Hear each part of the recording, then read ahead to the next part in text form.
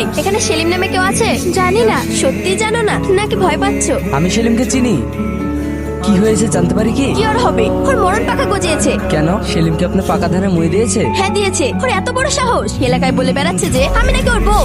ও এই ব্যাপার, বউ বলতে এত কিছু? হ্যাঁ, ওকে যদি একবার পাই না তাহলে ওর হাত পা ভেঙে ভিখারির দলে পাঠিয়ে দেবো। সারা জীবন বসে বসে ভিক্ষা করবে। তাই নাকি? হ্যাঁ। কিরে সেলিম, তুই এখানে গিয়েছে? তোর আব্বা যে গোটা পাড়া খুঁজে বেড়াচ্ছে। মেম সাহেব, এটাই সেলিম। তাহলে ও এতক্ষণ ধরে আমাদের সাথে মজা করছিল। এই তোরা দাঁড়িয়ে কি দেখছিস? তোর ওকে গাড়িতে। থাক, কষ্ট করে আর আমাকে গাড়িতে তুলতে হবে না, আমি নিজে যাচ্ছি। গুড বাই, চলো।